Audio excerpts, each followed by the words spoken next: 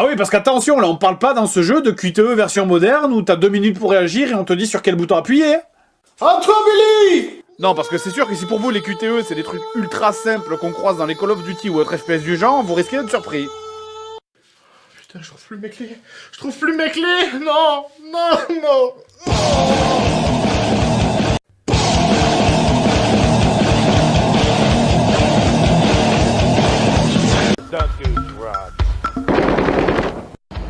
C'est bon, j'ai tué la drogue. De trucs, et qu'en plus on trouvait ça amusant.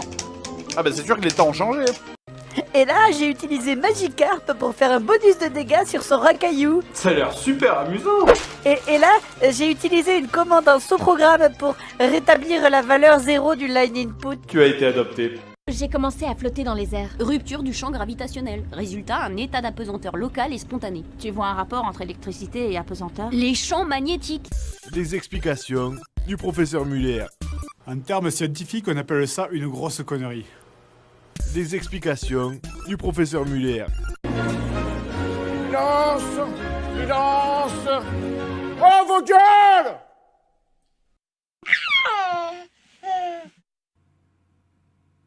Ok, les choses sont extrêmement bizarres ici. Bon, en même temps, tu me diras, c'est peut-être la réponse à toutes les questions. Hein. Eh, comment on résout le problème de la dette? Et la guerre en Syrie? Mais évidemment, vous avez entendu? Faites passer le message. Maintenant, on sait comment se débarrasser de ces salauds. Je sais qu'à la fin du deuxième niveau, je redeviens déjà fou. Et comme il y a trop de trucs pourris que je peux pas tous vous les montrer, vous savez quoi, mais je vais vous le chanter.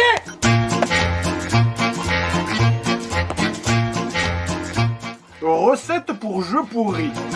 Un courant d'air qui déconne, une lampe qui t'abandonne, des plateformes pourries, rajouter une chauve-souris. Oh, je vais en mettre 2. Un boss presque impossible, une plateforme inaccessible, ce mec est un abruti. Tu viens de perdre une vie? Non, je viens d'en perdre 3. Ah bon, je croyais. Cette expérience pathétique, ce jeu fait par des sadiques. Demain, oui, je l'abandonne sur la route de Narbonne. Dans les bois.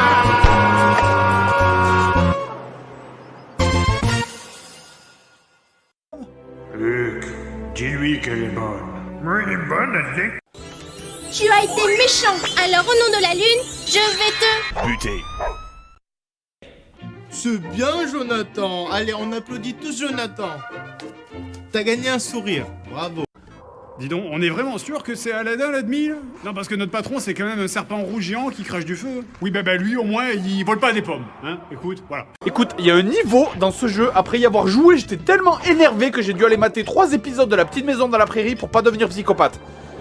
Mais en fait, ça m'a énervé encore plus, donc finalement, c'est con. C'était dans le niveau, je sais plus combien. Écoute, on va l'appeler le niveau... Pourquoi le niveau? Parce que à la fin, quand il joue, ben tu es comme ça. Rien du tout. Tu la fermes. Tu la fermes, tu fous la merde. Tu fous la merde.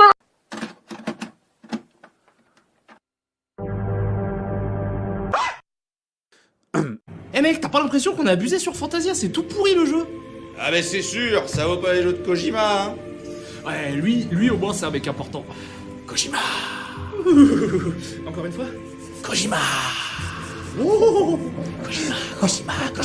Vous avez un problème avec ma manière de travailler. Mais non, patron, toi t'es comme nous, on t'aime bien, on fait ça pour le fric, nous, on s'en branle des jeux. Précisément.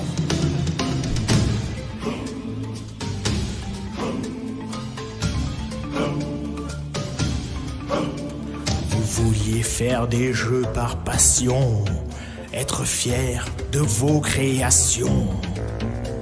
Mais bêtes comme vous êtes, faites attention. Con et passion font compassion.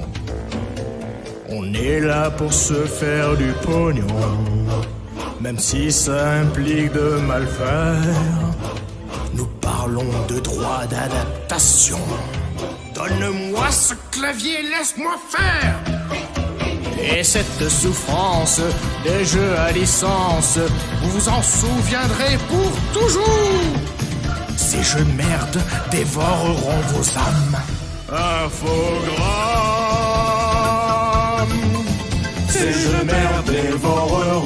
nos âmes. Infogrames.